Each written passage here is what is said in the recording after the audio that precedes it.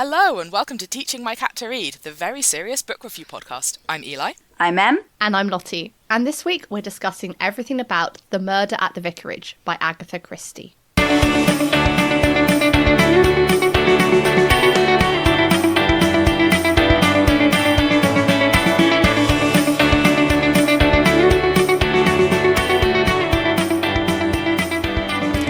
So long since I saw a vicar in the wild. Do you know what I mean? I think I was like 10 or some shit. When was the last time I went to church? Last time I was in a church was my friend's wedding, Catholic wedding in December. So at so time not of recording, like 6 months thing. ago. Yeah, not a sweet Anglican who gets annoyed about ritual. No. Shall I read the book blurb? Because I feel it kind of also set. Well, it obviously sets scene. It's a book blurb. You idiot, Lottie. Anyway. So the book blurb is: anyone who murdered Colonel Prothero declared the person brandishing a carving knife above a joint of roast beef would be doing the world at large a favour. It was a careless remark for a man of the cloth, and one which was to come back and haunt the clergyman just a few hours later, when the colonel was found shot dead in the clergyman's study. But as Miss Marple soon discovers, the whole village seems to have a motive to kill Colonel Prothero. Which is classic cozy mystery stuff, really, isn't it? Because we can't feel too bad about the murder victim. So he's got to be kind of an asshole. He is horrible. What would your guys' terrible summary for this book be? Area man, just the worst. Just the worst. Oh, that comes close. So I had local shithead murdered, whole village suspected. Yeah. This is a Christie thing, though, isn't it? You know, it's like Murder on the Orient Express, where it's like, we don't have to be sad about this. It's fine. Yeah, but yeah, we don't mind. This is fair play. This is fair play, honestly. I was just going to say, like, it's like the Village of Midsummer, but with gossip.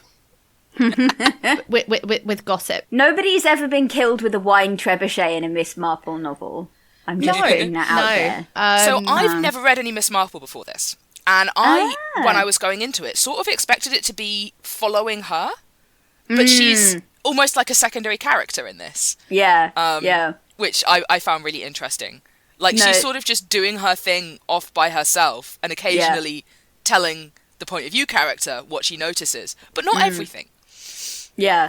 Well, I think she's got a really interesting, and I think it goes back to that point about, like, the gossip being, I think, actually quite central, is that she doesn't want to say anything or certain things until she's sure, because that sort of stuff goes round the village really fast, and anything she says like that could potentially have, like, a really negative impact on somebody's life. So she's being very cautious, and not just in a, like, obviously we don't want to alert the murderer way, in a suspicion is a terrible thing to, like, put on somebody. Their small town. Yeah. I really like that. I haven't read this book before. I think I've only read Poirot before. I don't think I've read Miss Marple, but I've watched a lot of Miss Marple. But I think I went through an era where I just watched loads of Poirot and Miss Marple on, like, ITV with my nan. Fair. So I didn't know the plot of this book, but I knew the vibe of the Miss Marple vibe. And I think one of the things I like, I mean, to be honest, it's like with all Agatha Christie, is it's a closed, locked room mystery. It's a locked village mystery. There's only so many characters at play. But like you said, Eli, I was surprised it wasn't from Miss Marple's point of view. She is a secondary character, and we are through the eyes of the vicar who owns the house where the murder has taken place, which I think is quite an interesting point of view, because it's... Point of order, does he own it or does the church own it? Well, I actually don't know how... He lives there. I assume the church would own it if he... Yeah, I think usually... From what I remember, generally speaking, the church owns it, and then you are very lucky if you get somewhere that's actually nice to live, although that might just be modern Anglicanism for you. But yeah, it's his home. There are some very cushy houses in their remit, but that is not most of them by any means. And he has I think is his wife 20 years younger? There's like a significant age gap between the two of them. Which I don't know. I was pleasantly surprised by how much I enjoyed their relationship. I was going to say Right? the same thing because I'm normally like an age gap's ick. But I really liked it, and I think I quite liked how it worked with the story about how their approach to solving the murder, and the fact that like all of the characters in this book are very distinct. And again, like I listened to this on audiobook, and I think it was Richard E. Grant who read the audiobook for this, and it helped me. Let me help follow the plot. I did. The only thing I did struggle with is the fact that it was General Melchett. Oh gosh, yeah, because it's a Blackadder name, isn't it? And all I could think of was Blackadder. That is the only thing I could think of. So every time where it was like I was expecting this guy to just be. It wasn't. You shot my pigeon. You shot my pigeon. How dare you shot Speckled Jim? Like that is what I was expecting. Actually, the character's completely normal. So a perfectly reasonable example of the breed. Yeah. But what I kind of found slightly amusing is the policeman just let the vicar come on like in motion sort of adopt him with no sort of vetting, no sort of qualms. It's just sort of expected that the vicar would also be helping solve the crime. And also it's particularly funny because like Slack is, at least for part of the book, suspecting the vicar slightly. And I think it's really funny that he just kind of is just like, yeah, all right, whatever. I think Slack is kind of underrated, honestly. I enjoyed him immensely. Like I feel like you could play him very comedically. Yes, he felt like a comedic character. It was great.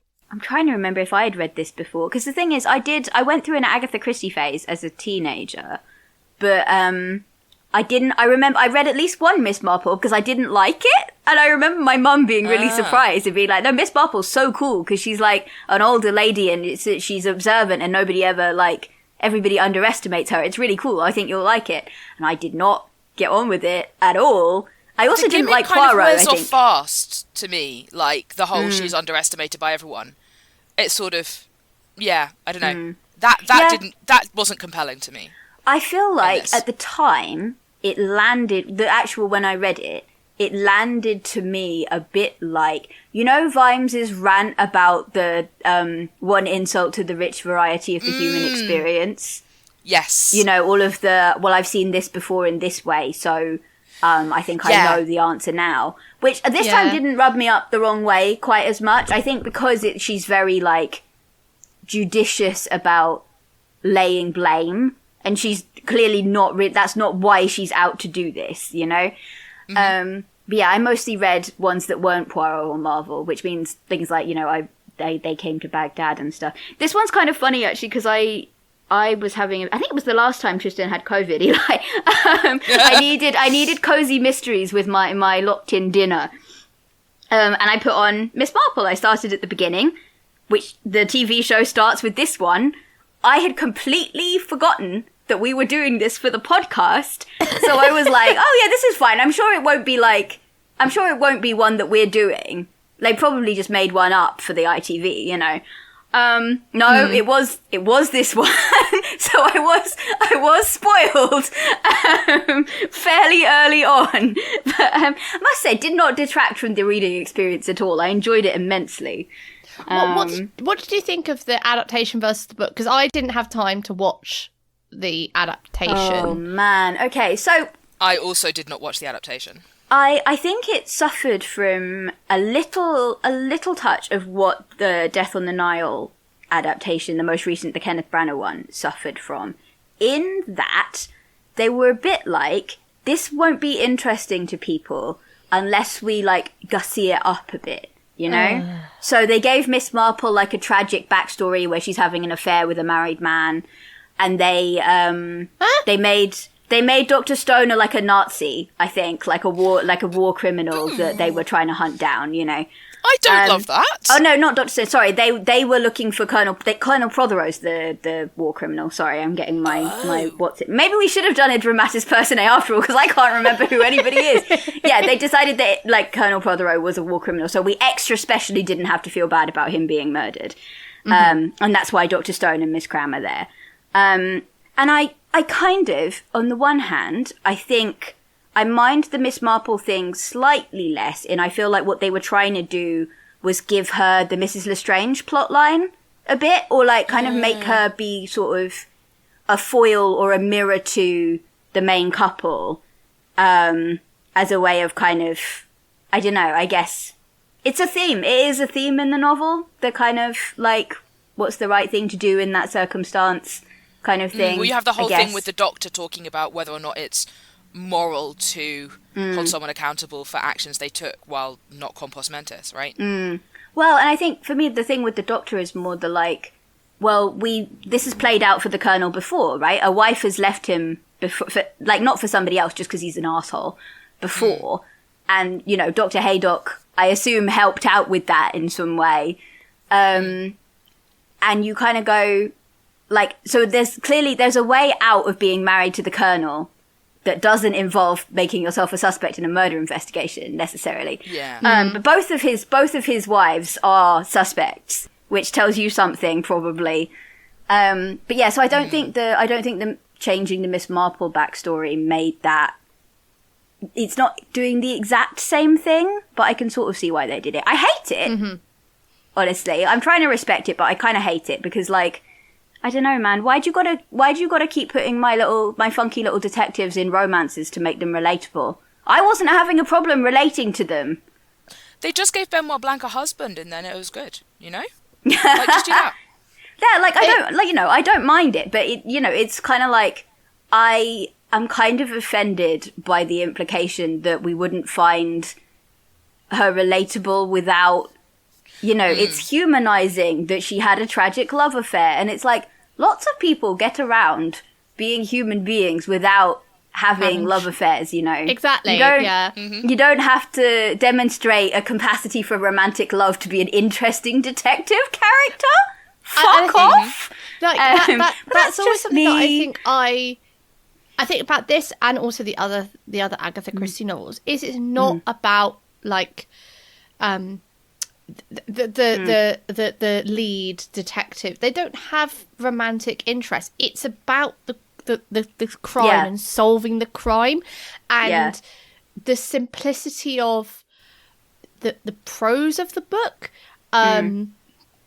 But it's also always really captivating, and the way that like Agatha Christie will put summaries in at certain places so that the reader can be reminded about what's happened previously, or so I think it was the in this case the reverend, the vicar writes it down.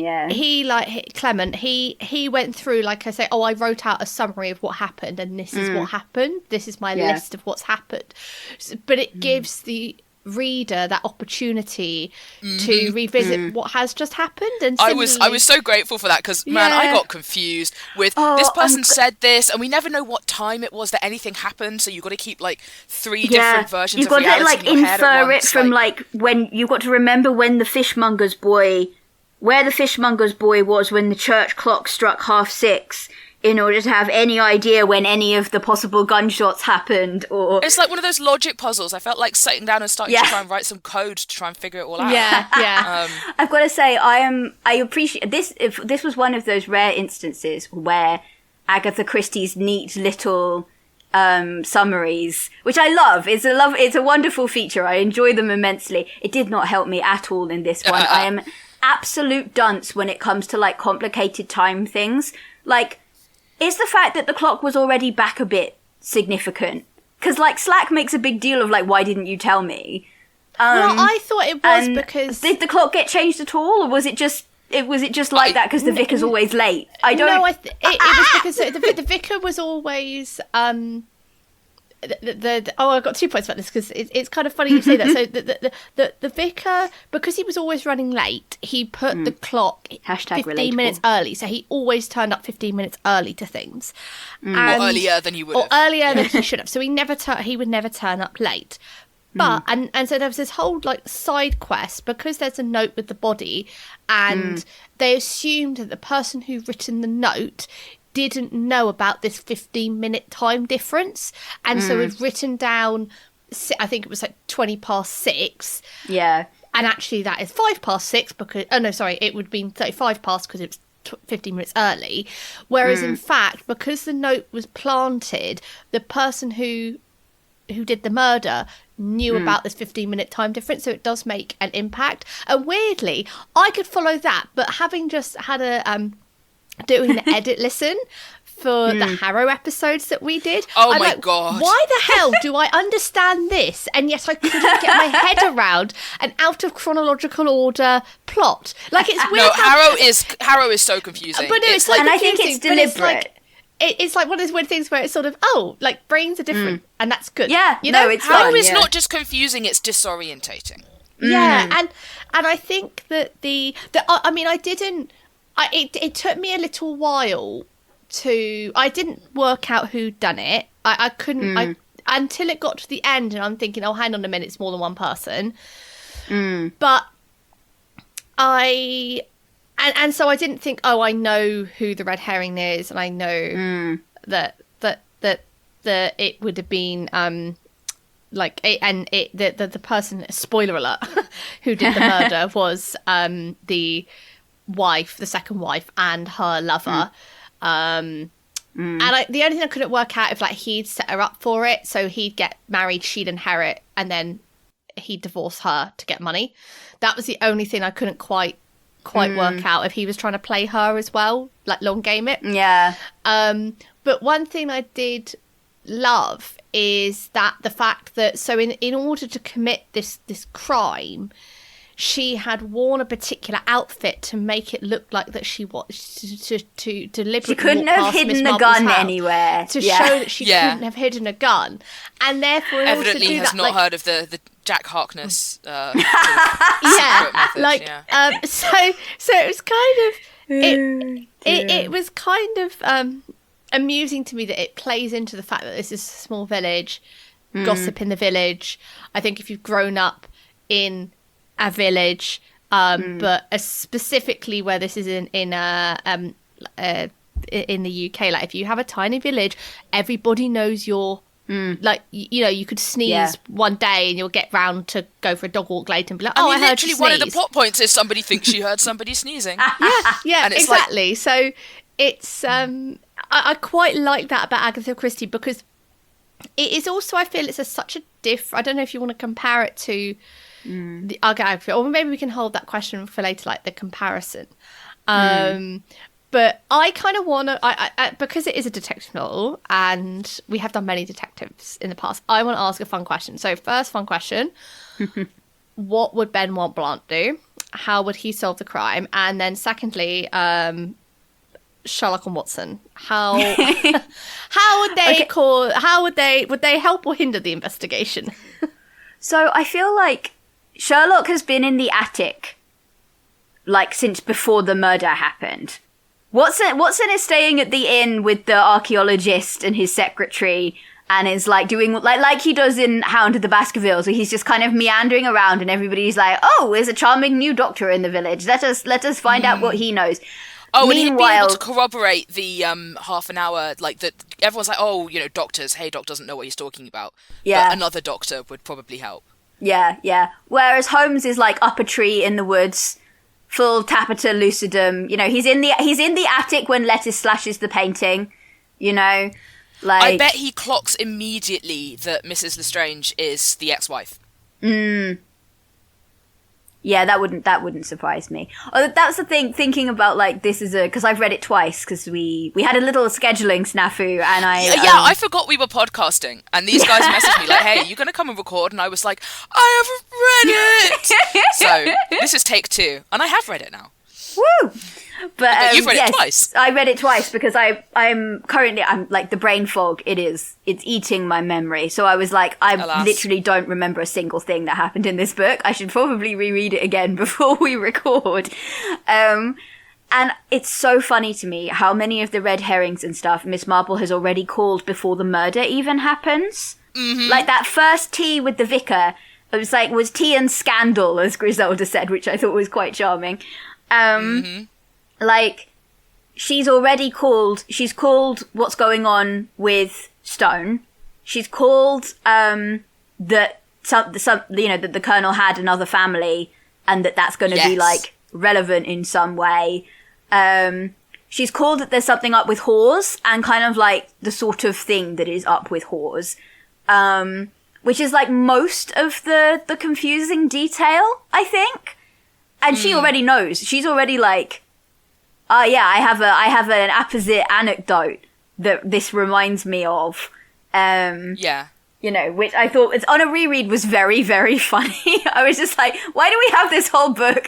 I mean, because it's fun, obviously. Like, that is the thing I will say about it. It's like a classic Agatha Christie. I'm just having a great time, you know?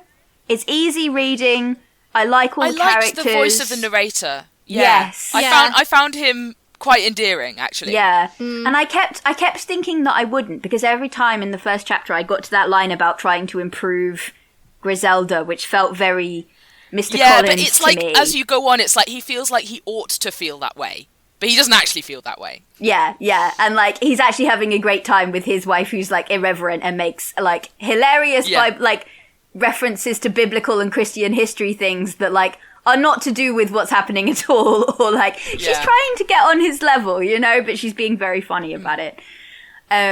Yeah, no, they're great. I thought they were adorable. That's not what we were asking. What do you think Benoit Blanc would do, Eli?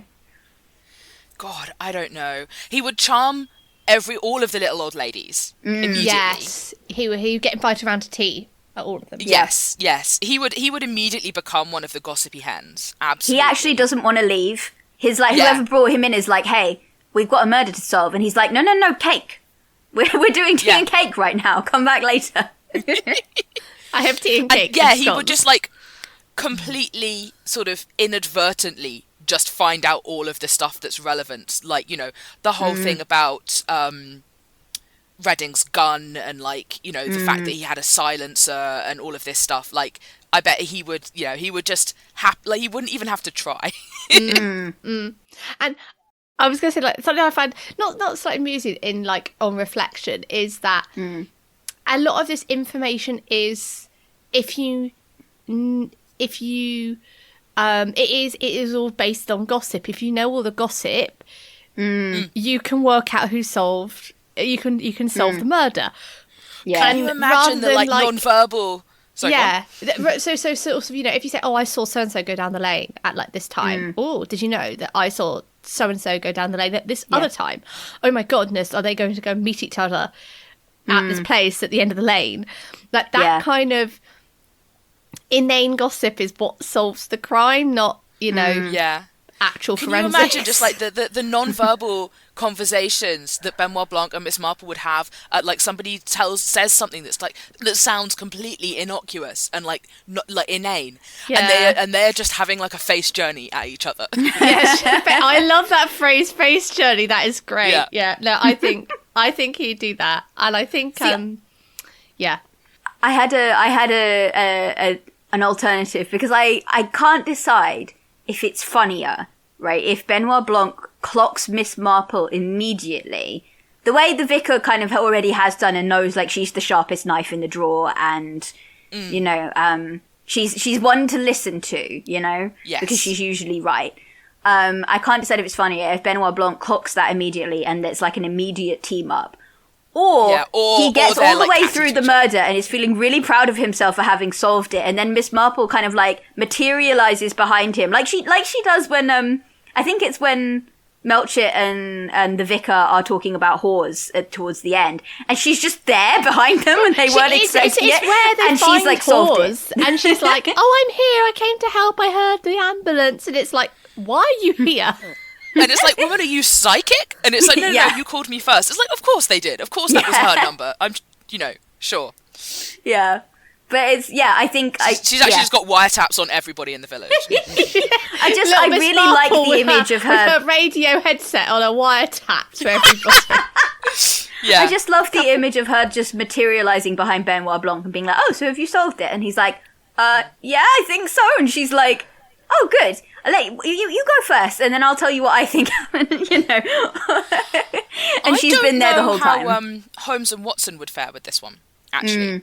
Because it's not Sherlock is like a forensic guy, and there isn't a lot of that in this one. I think he'd get the picric acid thing very fast. Yes, I think.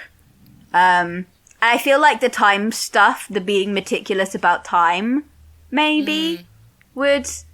Yeah, I don't know.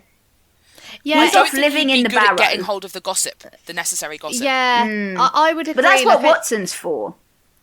That's true. Do you think people pinch tell his Watson cheeks and be like, "Oh, you and your nice gentleman"? Yeah. I feel like Watson gets invited to tea and scandal. Watson would go round to Miss Marple's for tea and solve it, and I think Sherlock would struggle due to the lack of forensic evidence. Like Sherlock would hate Slack.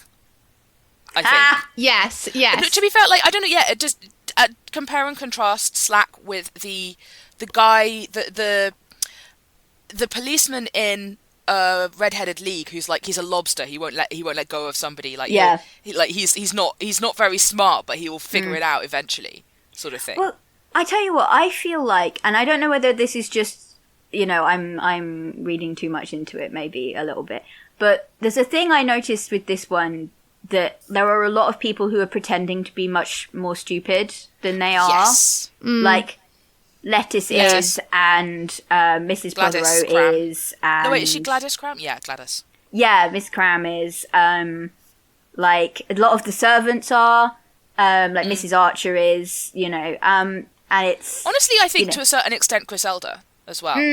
Yeah. Well, I think that's, in some ways, that's almost... I think like, that's for fun. more...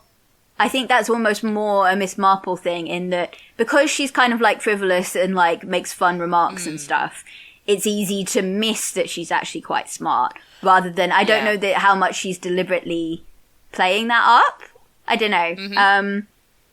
But I think she might just be genuinely quite an exuberant, funny person. I do love that she, like, the prank call to whatever her name is, one of the old women. She does it just because it's like, this woman's spreading rumours about, like, spreading nasty rumours about my husband, and that I can't let it stand. So I'm going to solve this with a prank That's call. actually adorable to me. Yeah, no, it's great. Like, I love that she teams up with Dennis. Are just like, yeah.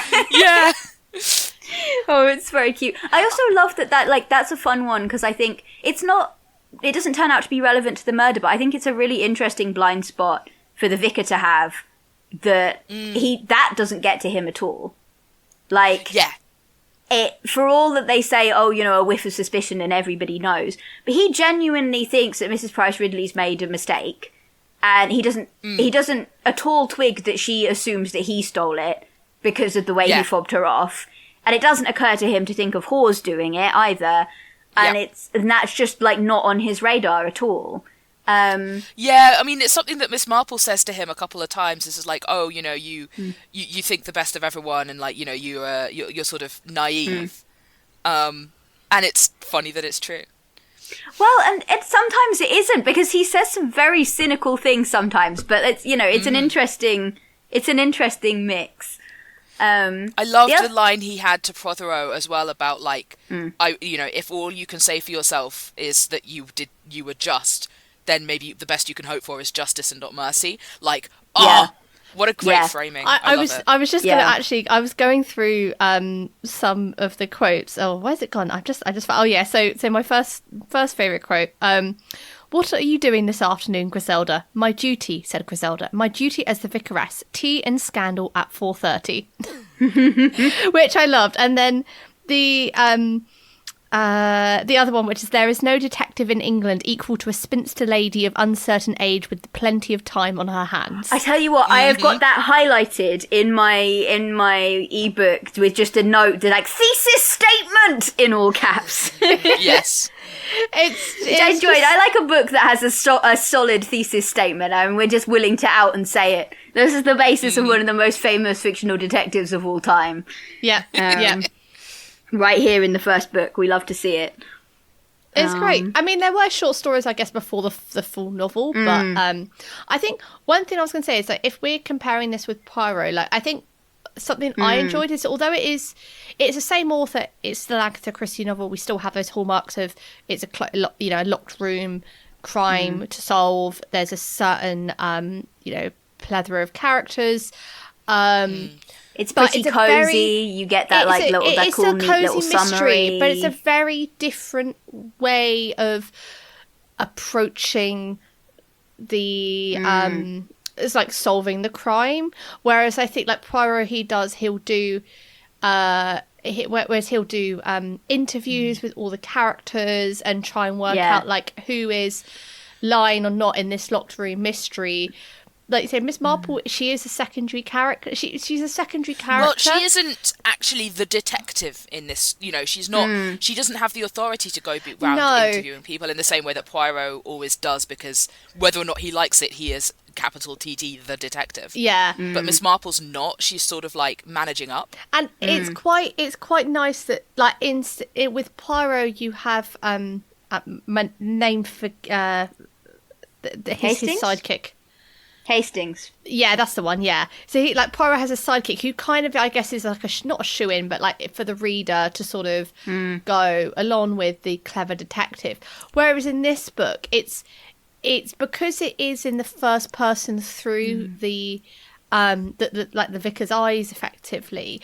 I think that definitely puts a nice twist on it, because you're also getting his thought process about like how he thinks Slack is going. He's like, well, I can't make him look like an idiot, so I'll let him finish his statement, but I'm just going to disagree with him in my mind, or like kind of how he's got a very dry humour, doesn't he? He's like he's very quite funny. I humor. wasn't expecting it, but he is pretty funny. It's a fun. I it's also a fun like, head to it's be one in. of one of the first things we learn about him is that he thinks that marriage should be like a serious thing and you deliberate over it. But in practice, he met a woman and asked her to marry him like 24 hours later. Yeah, so I love that. I love that detail. It's such a great character beat, like immediately one of the first things we learn about him. Yeah, it's the wife guy. He's in denial about being the wife guy, but he is absolutely 100%. She's an irritating woman, or she's endlessly frustrating, and he's just like, no, I'm head over heels for her. Yeah,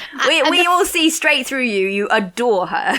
Like, also the fact that they keep their maid, even though the quote is just like she's so bad. She fluctuates between undercooking and overcooking, but she's so bad that they keep her. Because they can't afford a better maid, so they don't train her. Yeah. Because then she'll be worth more money and then she'll leave. Which I fucking love. I love that the vicar's like, this is how I know that Griselda isn't a great vicar's wife, right? Because she's not managing the household well. Like, we need to do something about the maid. And then he asks Griselda about it, and she's like, actually, I've been very cunning here because we can't afford a better maid. So, we're not training her, so she'll stay this bad and she'll never leave. She'll never leave. Which is like horrible management, right? Like, that's such a, awful. But it's very funny. But it's also like, if you were, how old's Griselda? Is she in her 20s? Like, I want to say late 20s.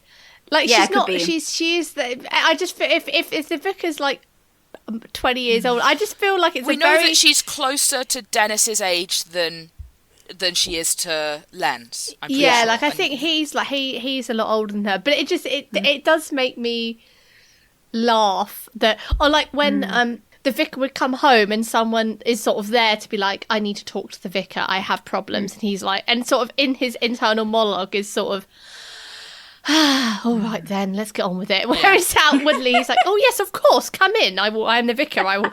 And sometimes he's like, that's just customer service, you know? I just want to solve the crime. Stop interrupting me with your problems, parishioners. I love there's a bit, I can't remember what it's in response to, but he says something like, I think in this world there is a limit to how much any of us can really help another, and then just walks away, and you're like, buddy, are you That's going into through the lexicon. something? What?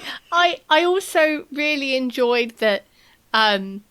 So when we're not solving the when he's not solving the like the crime, and he goes to give his give the Sunday service, and he just sort of says in his internal monologue, he's like, I can feel this emotion bubbling up, and I'm going to become more like an evangelical preacher, as he just starts quoting scripture at the parishioners to be like, one of you is lying, somebody here committed a crime. And he was like a conductor or an actor with the audience, and he was trying to compel one of them to say who committed do you know the what crime. I think is really, what I really like about it is I think it's less about, it's a little bit about the crime, but I think it's mostly about the fact that he's just gotten that really nasty letter about Griselda cheating on him. And he's fed up of the gossip and the two-facedness and and like specifically, I think it's really sweet as well that I feel like in a lot of adaptations, and I think the ITV one did kind of play this up a bit. Like, I think in the ITV one, he does think she might be cheating on him, which, like, it just doesn't actually really cross his mind. He's like, you know, there are, I worry sometimes. Someone's trying to hurt her. Yeah, he's like, I worry sometimes that, like, I'm not, I'm kind of boring and old, and she would, I don't really understand why this wonderful woman is married to me. Yeah. And it's not she's jealousy, a lot younger, though, it's insecurity more so than anything. Yeah, but he absolutely 100% doesn't ever think for a minute that she might actually have cheated on him. It just doesn't. Yeah, and when he misinterprets Miss Marple as he thinks that she's implying that, he's like, absolutely not, get out of my house. Yeah, and not because he thinks it's true, but because he's like, how dare you say that about my wife? Which I think is like the very much the soil that this sermon was grown in, was just respect my wife or die by my sermon, I guess. Yeah. And it has the knock-on effect of getting whores to confess to his like little stealing from the church thing. Yeah. But he's a bit slimy, isn't he? I didn't enjoy him at all. Whores. Yeah. Like, I don't know, like some of the ways that he spoke about the poacher as like, I don't know. I feel like I didn't have a good handle on that character. I just didn't enjoy any of the things he said or the scenes he was in. I feel like he was weaseling. I felt, maybe because I already did know that it was him that had done the stealing. I was very much like, it felt like every time he talked to the vicar, he was trying to weasel his way out of being caught. He wanted to know if the vicar had found out anything, and it wasn't because he wanted the murder solved. It was because he wanted to see if he was going to get caught. And it just constantly wriggling around trying to get out of, having to admit that he'd done quite a petty, nasty little thing, which I didn't I don't think you can like everybody in a murder mystery. That's probably, a sign that it's being done quite badly, actually. But, yeah. I was thinking about the Poirot thing, because one of the things that I've been wondering about is, I don't know if this keeps the Detective Club rules, because that's kind of the thing about having a little guy.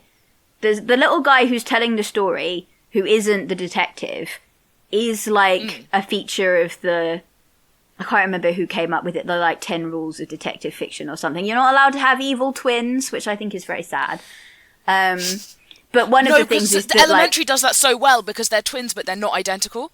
Do you remember that? Yeah, that was a good one. Yes, that was a very good one. But yeah, no, there's like, technically I think the Vicar probably does count, but it's not the classic one Holmes, one Watson duo that I think that the Detective Club rules are modelled on. She's like playing around with the form, which I think is quite fun. But yeah, and I think we've spoken already about the like, we're not following her around. I think the thing that was kind of interesting is that it does change the relationships a lot, because we've talked a lot about like Poirot finding a weird she's like, I must find an unsettling young woman and befriend her instantly. He's very much like, I am picking up all the weirdos on this cruise / train, and we're going to have a fun little laugh together, Yeah. But Miss Marple is already friends with everybody that she's going to be friends with in this book. And so everybody else's relationships as well are kind of already settled. Yeah. But I like the relationship between her and the vicar. I like that, like, very gentle mutual respect that they have. I think that's a lot of fun. But it does make for it's a very different setup, even if the core of it is still very strong character work, which I think was mostly what I was reading for, really. When I got confused by the clock, I was like, listen, I'm just going to sit back and enjoy mastery of character work, because this stuff is, she's just so good, man. Like, they're very, like, they feel very real, but they're also, like, not meanly drawn, or very rarely meanly drawn, which I really appreciate. I particularly liked the vicar's sort of, he just likes Mrs. Lestrange. Because, like, you know, and he can't quite put his finger on it, but he's just like, I think she'd be more likely to do a murder than to do a blackmail. And I'm like, yes. Like, I just, I like the way that he talks about her character. As a sort of, like, it would be very easy for, in a different story, for him to, like, be attracted to her. Yeah. And, like, you know. But that's not it. It's like, he just sort of sees her as an impressive person. Yeah. And he doesn't think that she's wrong for not, like, when Slack is sort of interrogating her and saying, oh, you know, you won't tell me what you were doing at this time, and, you know, you won't tell me why you did that. She's like, no, because it's not your business.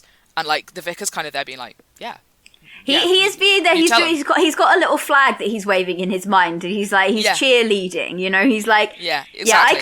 I could have told Slack that Mrs. Lestrange was not the kind of woman that was easily intimidated, but I thought I'd let him find that out on his own. It reminds me of that tweet where somebody's saying, like, I've got my favourite yearly tradition coming up, which is that I'm going to go and get my car its MOT. Oh, and yes. I'm gonna take my friend with me, and I know nothing about cars, and I'm a guy, and she's a woman, and so you know, and every time the mechanic will always talk to me and not to her, and I know nothing about cars, but she was for many years the chief mechanic of a Formula 1 team, so she will pick her moment. It's sort of is that I will drop that at the opportune moment. Exactly. I also think that's the vicar's perspective on Mrs. Lestrange is really interesting, because I think he's the one he's kind of doing what Miss Marple does, in the sense of he's subconsciously drawing parallels between her and Mrs. Prothero, because he describes them the same way multiple times. Things like I believed that she would stick at nothing. I suddenly realized that she would stick at nothing. Or he describes them as being attractive in the same way. And he's putting together the dots a little bit, I think. Firstly, that the Colonel has a type. But also, you know, like, it's, I don't know, he's the one his narration is drawing those parallels without him actually kind of consciously drawing them. Like, twigging that maybe that's significant in some way. And I guess it isn't necessarily from a crime perspective, but it is, you know, that's, like I was saying earlier, it's kind of a fun parallel. It's a fun foreshadowing that the previous wife also hated him, but did run away rather than murdering him to bestow upon Doc Haydock a huge amount of money. Although, to be fair, it doesn't sound like she was in love with him, and he seems to respect that, which I appreciate in a man. I liked Dr. Haydock's whole deal, actually. I liked him being, like, worried about her, thinking, obviously having come to the same conclusion that the vicar had, that he much more suspect her of murder than blackmail. But he, unlike Hawes, doesn't try and weasel about it. He doesn't ever say his suspicions or give the information that would maybe draw others to suspect her. But he isn't making excuses. He isn't trying to cover for her. He's just he should kind of stressed about it. Yeah. That was also his whole kind of, I think one day we'll be shocked and horrified by the fact that we ever did any kind of corporal punishment at all, which I think is true, but also it's really interesting that he kind of, where he sits compared to the vicar and maybe Miss Marple in terms of, like, complete devolution of agency. Like, the idea that anytime anybody does anything that we don't understand, or, like, particularly violent, that it must be the brain chemicals made them do it. And And it's sort of like, well, on the one hand, I feel like we do, yes, no corporal punishment, and we should be paying attention to context, you know? Context is really important in this situation. And, like, what drove the person to do this, and is that a societal ill that we could maybe resolve? Like, hey, no-fault divorce. Maybe. I thought about asking, would a necromancer help? And I was like, well, the colonel didn't see his murderer, so no. But would no-fault divorce help? Now, that's the real question.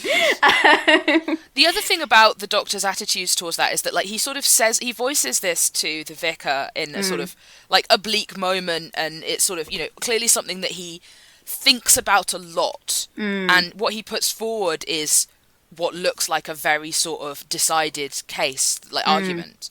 Yeah. But then when it comes out that it is actually Redding who has done it in conjunction with Anne Prothero, and that they're trying to pin it on Hawes, he's just like, no, lock them up. No. Yeah. So. And specifically because they tried to murder Hawes about it. I was just having a quick Google for context, and it wasn't till 1965 that the death penalty was abolished in the UK. So that is nearly 35 years after this book was published. So I think, but it's quite I think it's quite interesting that it is mentioned in the book, like, as a position to hold. Yeah.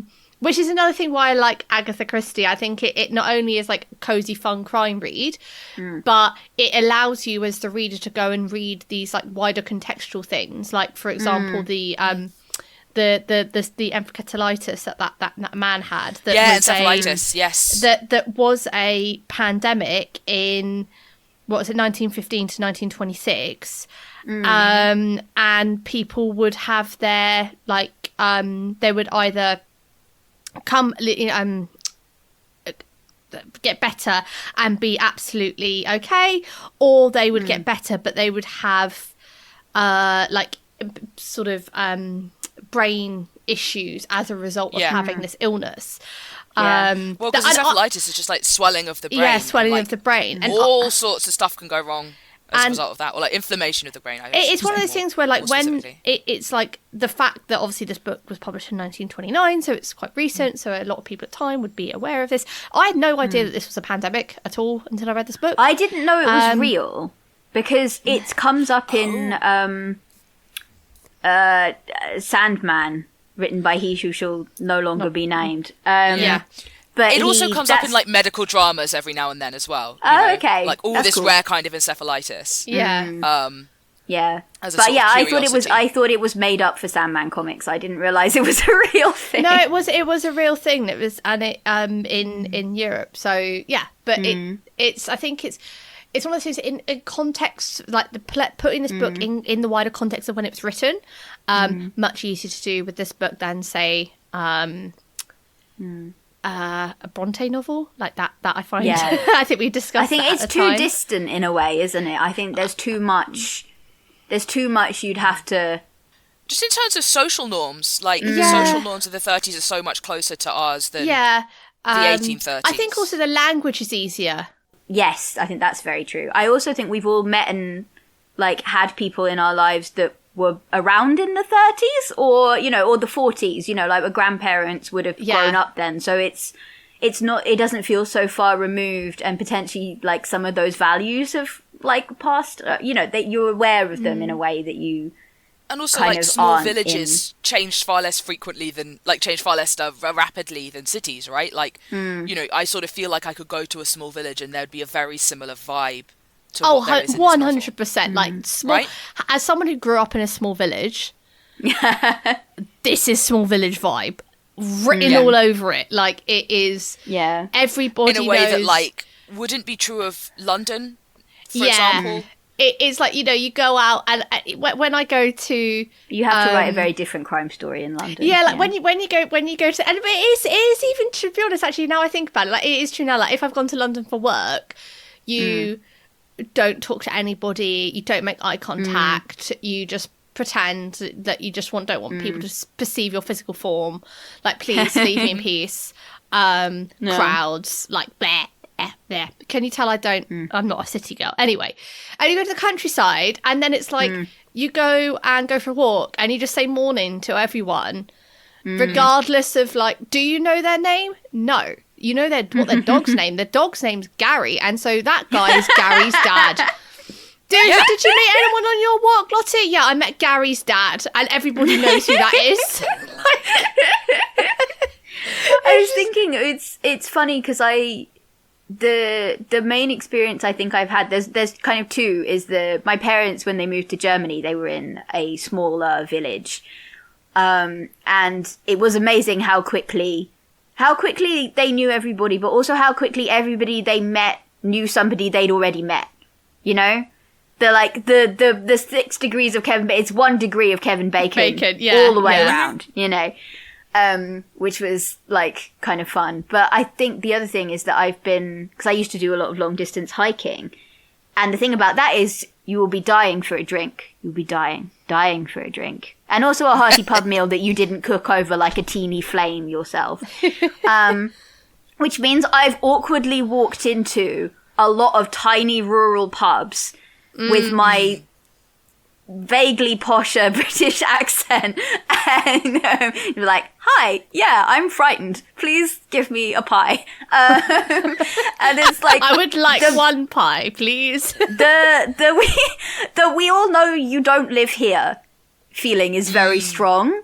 And I don't know how much of that is just me having been quite awkward. You know that meme of like the girls looking at, all holding solo cups and looking back at you as you've entered the party? Except it's all men in their 40s. And they're like, what are you doing here? It's old men with beer. It's like, who's this bitch? It's like, don't mind me, I'm only passing through. Just want my pie. Although that makes it sound like it was all very hostile, and I think also one of the things I found with long distance hiking was a lot of people will go out of their way to help you in those places. Like, the number of times we were like trudging through in the dark because we couldn't get to our campsite in time or whatever, and people, I've ridden in the bed of so many flatbed trucks, my guys, because people will just give you a lift. They'll be like, oh my god, you shouldn't be out right now. Where's the campsite? We'll take you there. Or, you know, the guy that runs the campsite will come and get you, you know. And it's sort of this, like, it feels like the equivalent of, like, the village neighbourhood watch WhatsApp group, this book. Like, it does. Oh my gosh, I know modern this, adaptation where it's all happening in next door. I know this because I've seen my parents' village WhatsApp group. And it's great. It's like, does anyone own this cat? It's like any other neighborhood watch group. But then occasionally it's like, oh, yeah, sorry, my shot, I'm going out shooting. So here's a shotgun. That's because the something countryside. And it's just like this weird eclectic mix. Everyone and their mums is packing around here. And it kind of reminds me of like this, like Miss Marple. It's like Miss Marple would be on that WhatsApp group. She would have a secret WhatsApp group for all the spinsters in the village. Actually, here's a question for you. What would the WhatsApp group name be that Miss Marple would be in? Oh, God. Oh, the thing is, if Griselda started it, it's obviously going to be Tea and Scandal. Tea and Scandal. Tea and Scandal at 4:30. I think that is... But then does she also have, like, another secret group chat that's not that one that's existed since before Griselda came to marry Mead? Like, that's just called, like, you know, they set it up once for organising something and it's just fossilised and stayed around forever. What, tea on a Sunday or something, and it's just become, it's just become like this is... Village Tombola volunteering, you know, 1930 whatever. 1911 Village Tombola has become the WhatsApp They're all chat still in there, to solve gossip. All of, like... A lot of my big group chats that I'm in have started that way. It was like for just organising a one-off thing, and then that became the place where we kept organising stuff. Yeah, I'm particularly fond of Le Chat Cat. I think that's yes. I don't know that we're ever going to top that. I think that's. I think that is it's a good one. I mean, I think that is peak peak group chat name. I'm in one called MIB, as in Men in Black, because that's our initials, the friend groups. That's so now funny. we're Men in Black. I'm in a big Signal group chat of lots of different conference speakers that started out as some people trying to find somewhere to go and get dinner in Porto in like 2023 or something, and now nearly 2 years later, it's become like this massive group of like conference speakers from all over the world. I do not have a fun group chat because it would just dox me. Because it's the name of the pub and it's a pun on the name of the pub that we go to. But it would dox me, so no. Guys, I think we need to do a final question before we get to the cat rating. And that question is, mansplain, manipulate, male wife. Which characters best embody these traits? Male wife is the vicar. Male wife is Yes. the vicar. I think that is obvious. Yeah, Lawrence. I mean, well, Male wife versus wife guy. Yeah, I was going to say, Like- I don't know that male wife and wife guy are not synonymous necessarily. okay. Yeah. I'm I not think clued up on internet culture. He is closest by virtue of being a wife guy. I Okay, think. Yes. he's closest. Proximate. Male wife adjacent. Yeah. Mansplain. I mean, manipulate has to be like the second wife and her husband and her side piece. Yeah, Between the two of them. I feel like Slack should get mansplained purely for the virtue of the bit where the vicar is desperately trying to tell him that the clock is set forward by 15 minutes and he just will not let him speak. He's I found that cock-splaining. Yes. infuriating to read in Yes. precisely the way that Christie must have intended it, because it was Yeah. just, I could It's so feel real. the impotent rage coursing through my veins. I got that from the audio because I was like, just please shut up. And he was like, no, I'm just not going to say anything. Yeah. If he's not going to ask, I'm not going to say anything. She's really good at writing dialogue like that. Yes. Like sort of just capturing that kind of thing and not overdoing it. Yes, not making more of it than it needs to be. Like, the vicar continues to be annoyed with Slack, but he's also, like, very fair to him, I think, and kind of amused by his own, like, grudge, which I think is kind of fun. He's so level-headed, Yes. and like the only times when that's not true is when someone's insulted his wife. Yeah. Yeah, I'm fine unless you insult my wife, and then no. Yeah, Yeah. I agree with you that manipulate is the killers. Yeah. It No, like hands particularly down. Reading, I think. The whole he's discovered that Hawes did the embezzling and he's going to try and use that to pin the whole thing on him. It's just like I agree with Dr. Haydock being like, how goddamn dare you, this poor defenseless like guy who's with encephalitis, like I also think the vicar is maybe slightly a candidate for mansplain, in that he does multiple times try and tell Mrs. Price Ridley that she's just old and thus incorrect about things, which is another little blind spot. It's very funny, but he is. I mean, it comes from kindness, where he like he genuinely just believes that, and he's trying to make it not embarrassing for her. Yeah, He's trying to be gentle about it, but he's wrong in the assumption. yeah, but no, I think that's the solid. Do we have any gaslighting, gatekeeping, or girl bossing? I mean, Girl boss, I feel think, is the first wife. yeah, She left. she left. And came back for her daughter. I also think Lettuce is kind of going for. Well, I don't know. She's not ambitious enough to be girl boss, but she's got a kind of like. I don't know who'd gatekeep. Gatekeep. I mean, to be fair, I think Mary, because she's gaslighting everybody. I mean, she's gaslighting herself, thinking she's a good cook. Oh, thinking of gatekeep, I think Colonel Prothero's actually gatekeep. I was going to say I because was just wondering about that. Yeah. my theory. This is because I listened to the audiobook of Danny Champion of the World at too formative an age, but I'm always on the side of poachers. Basically, like for food. Like, not like, hey, we're going to do exotic like animal kill a tiger hunting or whatever. But like, yeah, people who are trying to like get rabbits or whatever. yeah, if you a rich guy, have taken a bunch of land that used to be in common, and is only like part of your manor due to a bunch of land grabs by ancient aristos, I don't think you get to be shirty when the animals you are breeding to kill purely for sport, occasionally get taken by people who want to eat. Yeah. Like, you know. This is my steaming hot take. Colonel Prothero gatekeeping the commons, even though he's brand new in this village and it's absolutely not his fault that the old hall is like... yeah. I feel like there's thin pickings for gatekeeping, though, so Yeah. we'll have to make do. All right, cat rating. Ooh, so... I don't know it's very high. I was going to say, honest. like, this, I think this is another one where, personally, 10 out of 10. Love it. But cat rating, there is no backstabbing. There is crime. The colonel is shot in the back of the head. He was, but he wasn't stabbed. So... And it wasn't for, like, shenanigansy reasons, really, Yeah. either. No. I don't know.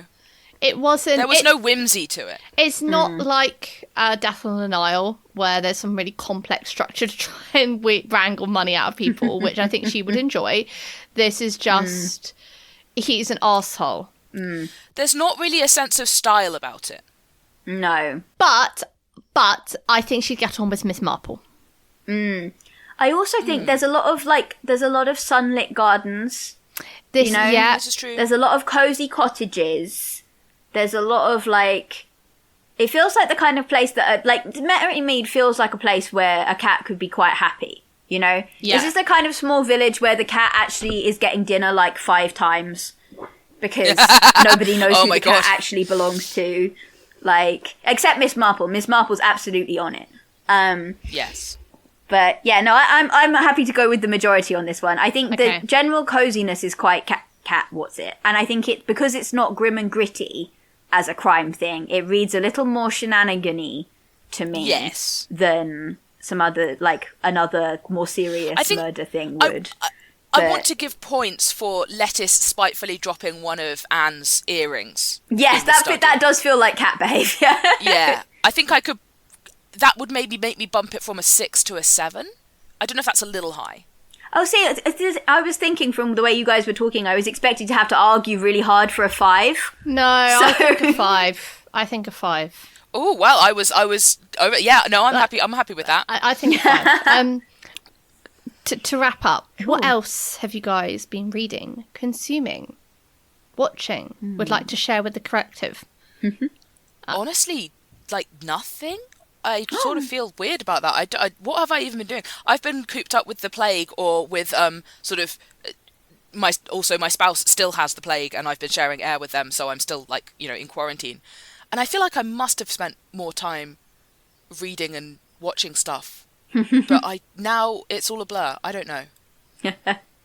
I had a list and then it all fell out of my brain. Oh, you know what? I've been re-listening to The Strange Case of Starship Iris because a new season's come out and I realised that I hadn't actually ever finished season 2, so I thought, I'll start from the beginning.